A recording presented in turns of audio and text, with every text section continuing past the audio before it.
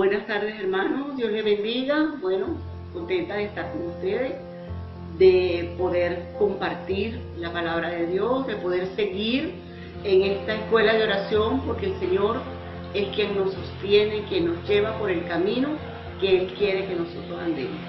Le vamos a dar gracias al Señor por una vez más reunirnos en estos videos. Señor, te damos gracias porque tú eres todo para nosotros. Tú llenas nuestras vidas, tú eres nuestro Dios poderoso, omnipotente, omnipresente, omnisciente Dios. Dios, te damos a ti toda la gloria, la honra y el honor. Y declaramos en este momento nuestra dependencia de ti. Que sin ti, Señor, nada podemos hacer. Que sin ti no queremos ir a ningún lugar. Te damos gracias, Señor, porque hasta aquí tú nos has ayudado, Dios. Y nos vas a seguir ayudando, porque somos propiedad tuya, Señor. Y todo lo que hacemos es para la gloria tuya, Señor. No para nosotros, sino para ti, Señor. No es por obras, para que nadie se gloríe, Dios. Te damos muchas gracias, Señor, por permitirnos esta tarde reunirnos a hablar de tu palabra, Señor. En el nombre de Jesús proclamamos tu victoria, Señor.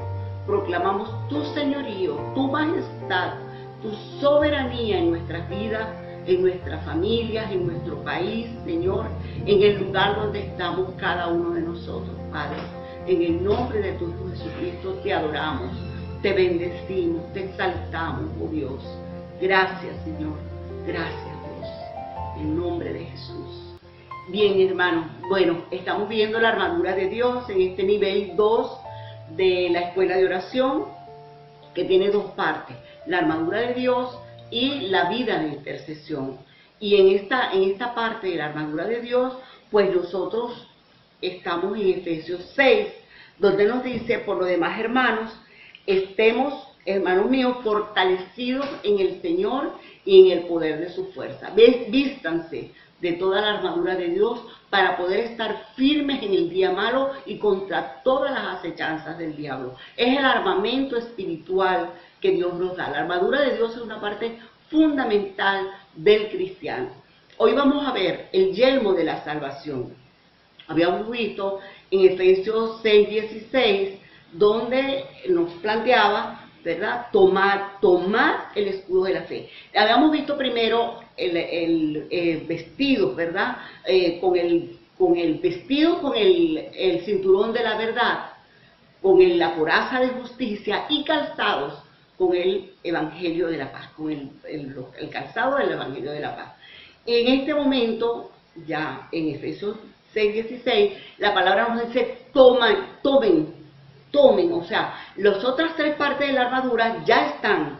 Cuando nosotros vamos a trabajar la armadura de Dios, tenemos la verdad, tenemos la justicia y tenemos la paz.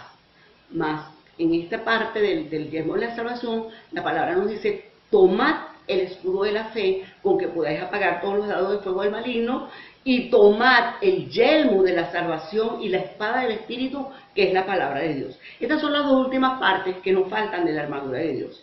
El casco o yelmo estaba hecho de bronce y cuero. El soldado romano usaba un casco de bronce y cuero que iba abrochado firmemente en su cabeza. Este casco de salvación es la seguridad de la liberación y protección de nuestras mentes en el campo de batalla. Cuando nosotros estamos orando y decimos: me pongo el yelmo de la salvación, estoy diciéndole: Señor, tú guardarás mi cabeza, tú guardarás mi mente en el campo de batalla. Hay tres tiempos de salvación en el Nuevo Testamento. Hemos sido salvados, ¿verdad? Hemos sido justificados. En Efesios 2:8 dice: porque por gracia somos salvos. Y eso no de nosotros, sino mediante la fe. No por obras, para que nadie se gloríe. Hemos sido santificados. Y en 1 Corintios 1:18 dice: porque la palabra de la cruz es locura para los que se pierden, pero para los que se salvan, eso es poder de Dios. Y hemos sido salvados, glorificados, porque somos guardados por el poder de Dios mediante la fe.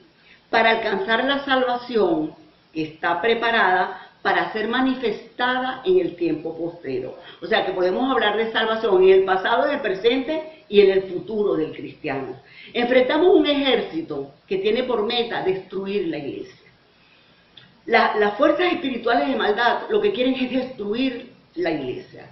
No son personas, no son fantasías, son reales. Cuando creemos en Cristo y nos unimos a la iglesia, ellos van a utilizar esas fuerzas espirituales de maldad, todo tipo de ardide, todo tipo de engaño para apartarnos de Jesucristo y para hacernos pecar otra vez. Entonces, ¿qué es la salvación? ¿Cuál es ese yermo de salvación? Pues la salvación significa liberación. Hemos sido libertados. Y bíblicamente se refiere a la obra de Dios a favor del hombre, que provee un camino de liberación de la condena y del castigo del pecado. Eso es la salvación. La necesidad de salvación obedece al estado caído del hombre. El hombre está en una situación de lejos de Dios a causa del pecado, y en Romanos 3, del 10 al 11 nos dice, como está escrito, no hay justo ni aún uno. No hay quien entienda, no hay quien busque a Dios. En el 3:23 dice, por cuanto todos pecaron y están destituidos de la gloria de Dios. Para que pueda ser salvo, entonces, el hombre necesita saber que está perdido. Si no, vamos a creer que estamos muy bien y no vamos a buscar al Señor, ni vamos a seguir viviendo esta vida, la vida que vivíamos, ¿verdad? Una vida de lejos de Dios, sin problema para perdernos, pero con problemas para perdernos y sin problemas porque no buscábamos al Señor. Entonces el hombre necesita saber que está perdido, y la mayoría de los individuos parecen creer que no son realmente pecadores, que no son tan malos, que el infierno no es real, que sus buenas obras superan las malas, que un Dios bueno y amoroso no permitirá que la gente vaya al infierno. Todas estas creencias son falsas y las hemos oído continuamente cuando vamos a predicarles a las personas. Ninguna de esas creencias es bíblica. La verdad es que sin Cristo todos los hombres están perdidos y sin remedio. Están condenados a morir en sus pecados. Están separados de Dios por causa del pecado. El hombre carece de la habilidad y capacidad para salvarse a sí mismo del pecado. Él va a continuar en su camino en la puerta ancha, que es la puerta de la perdición, como lo dice la palabra, y el hombre va a seguir, no, pero yo me siento muy bien, yo no necesito a Cristo, yo no necesito nada de lo que ustedes están predicando. El pecado fue la causa de que el hombre perdiera su estado de justicia. Y en el momento que Adán peca en el Edén, pues el hombre entra en una lejanía de Dios, y además es echado del Edén, empieza a caminar de espaldas a Dios. Es decir, el hombre pierde la rectitud, la pureza moral y la posición correcta delante de Dios. Por eso es que necesita la salvación.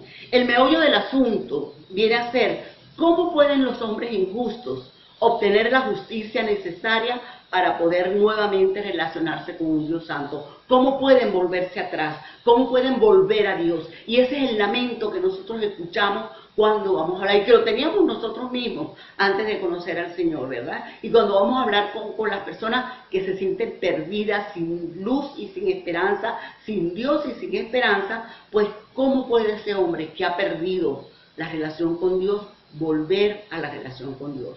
La enseñanza clara de la Escritura es que solo Dios puede salvar.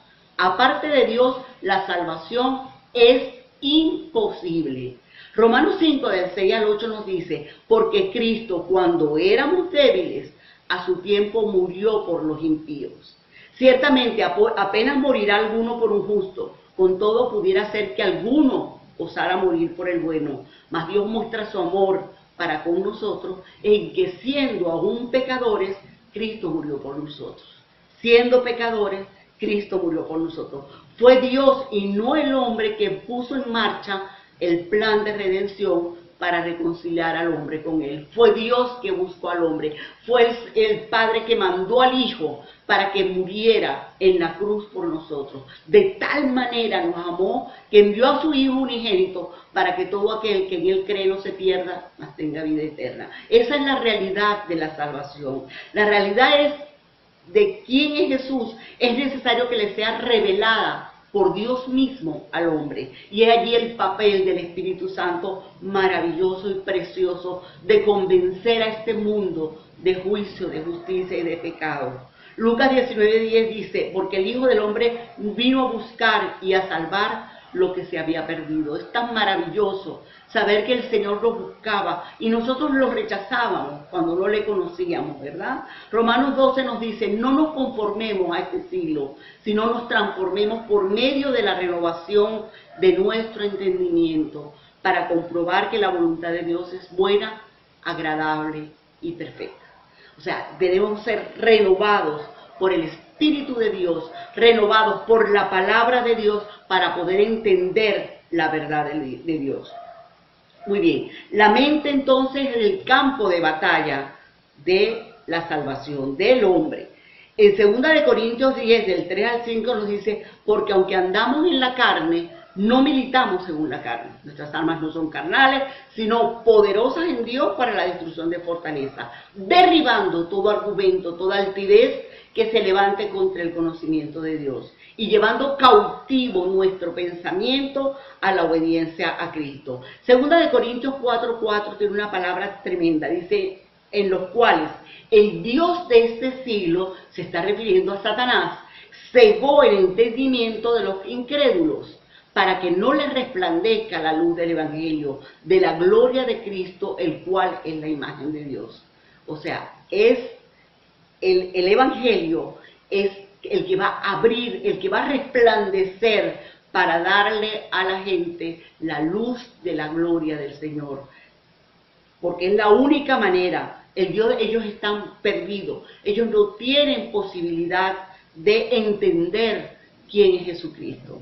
Primera de Tesalonicenses 5:23 nos dice, y el mismo Dios de paz os santifique por completo, y todo vuestro ser, espíritu, alma y cuerpo sea guardado irreprensible para la venida de nuestro Señor Jesucristo.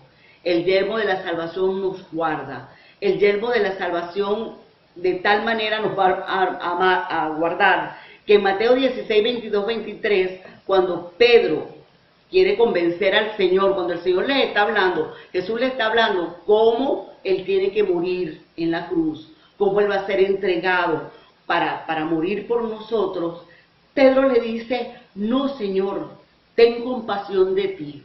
En ninguna manera eso te acontezca. ¿Y qué le dice el Señor? Él volviéndose dijo a Pedro, quítate de delante de mí, Satanás, me eres tropiezo, porque no pones la mira en las cosas de Dios, sino en las de los hombres. La mira en las cosas de Dios, entonces que el hombre sea salvo, que nadie se pierda, que todos lleguen al conocimiento de Dios. La salvación del alma nosotros la vamos a encontrar en 1 Corintios 5:5, donde dice el tal sea entregado a Satanás para destrucción de la carne, a fin de que el espíritu sea salvo en el día del Señor Jesús. La salvación espiritual es vida eterna. Está hablando de un caso que se da en la iglesia de Corinto, de pecado, y siendo iglesia, estando lleno de cristianos, pues el pecado había tocado a una de las personas allí. Y entonces Pablo dice, bueno, que sea entregado a Satanás para que su espíritu sea salvo. ¿Y qué es entregarlo a Satanás? Bueno, que pierda la comunión con los hermanos, para que no se sienta que está perdido otra vez, pero en el día del Señor Jesús esa salvación se va a mostrar, no va a perder su salvación. El cimiento de la salvación es, primero, el amor de Dios es inagotable e incondicional. Segundo, la misericordia de Dios detuvo el castigo que venía contra nosotros. Tercero, la gracia de Dios, que es la concesión de ese favor inmerecido, está para nosotros. Qué maravilloso Dios, entendiendo cómo Él iba a hacer la salvación. La conclusión entonces de este yelmo de la salvación que guarda nuestros pensamientos, en que nos hace entender cuán gran obra hizo Jesús en la cruz para devolvernos de nuestra situación de naturaleza caída, que íbamos directo al infierno, para volvernos a Él, para volvernos a la puerta estrecha, que es la puerta de la salvación. La conclusión es que la salvación es un proceso que se inicia con el arrepentimiento, con reconocer que necesitamos a Dios. Y entonces se va a iniciar con el arrepentimiento, que va a originar cambios de conducta. El yelmo de la salvación va a guardar tu pensamiento de la pasada manera de vivir, de esa pasada manera de vivir donde Dios no estaba en lo que nosotros hacíamos. Todo lo que hacíamos era desagradable delante de Dios, porque no había conciencia de nada. El arrepentimiento, el verdadero arrepentimiento, nos va a llevar a dar una vuelta completa de 360 grados para volvernos a Dios. Efesios 4:22 nos dice: despojaos del viejo hombre que está viciado conforme a los deseos engañosos. Nos despojamos de ese viejo hombre y nos vestimos del nuevo hombre creado según Dios en la justicia y en la santidad de la verdad. Esa es la realidad de la salvación y de ese yelmo que nos podemos poner porque hemos sido salvados, no por obras que nosotros hayamos hecho, sino porque Dios lo hizo. Jesús lo hizo en la cruz de Calvario. Nosotros no hicimos nada para ser salvos. Jesús pagó el precio. Él lo hizo completo. Su obra fue completa en la cruz. Por eso es que al final Él dice: consumado es. Ya está todo listo para que el hombre no se pierda. Y ese yelmo que tú te pones no va a permitir que tus pensamientos estén vagando en cosas que el viejo hombre hacía. Páralo allí, para allí. Por eso es tan importante la otra parte que vamos a ver de la armadura, que es la espada del Espíritu. Muy bien, mis hermanos. Esto es una parte fundamental. Entonces tenemos el cinturón de la verdad, la coraza de justicia, el calzado del evangelio, el escudo de la fe y el yelmo de la salvación. Cuando tú te vistes de la armadura de Dios, te vistes de Cristo. Cristo es la verdad, Cristo te justificó, Cristo te dio paz para con Dios, te reconcilió con Dios. Jesucristo es el autor y consumador de la fe y fue el que te salvó en la cruz del Calvario. Entonces te estás vistiendo de Jesús por esta armadura espiritual que está dada para ti. Muy bien, vamos a orar, vamos a darle muchas gracias al Señor, porque la armadura espiritual es vital para nuestras vidas. Señor, te damos gracias por permitirnos este compartir del yelmo de la salvación. Oh Dios, gracias por guardar nuestros pensamientos, gracias por guardar nuestra mente en el día de batalla, Señor. Llevamos cautivo nuestro pensamiento a la obediencia a Cristo, Señor. Queremos sacar de nuestra mente todo lo que no es tuyo, Señor. Van a venir los pensamientos, pero los rechazamos en el nombre de Jesús y nos llenamos, Señor, de tu palabra, de lo que tú dices, Señor. Queremos tú reinando en nuestra alma, en nuestra mente, en nuestro corazón y nuestras fuerzas, Señor. Y una vez más nos sometemos a ti, resistimos al diablo y él huirá de nosotros, porque tú nos compraste, Dios, con precio de sangre en la cruz del Calvario. Somos propiedad privada tuya y te damos muchas gracias, Señor, porque tú hiciste lo que nosotros no íbamos a hacer ni estábamos capacitados para hacer. Por eso nos declaramos libres, Señor, para ti, para servirte, para amarte, Señor, para depender de ti, oh Dios. Gracias, Señor. Gracias por darnos lo que nadie nos podía dar, Señor, lo que ni nosotros mismos podíamos darnos, porque no fuimos creados para dirigir nuestro destino. Gracias por salvarnos, Jesús. En el nombre de tu Hijo Jesucristo te damos muchas gracias, Dios. Amén y amén.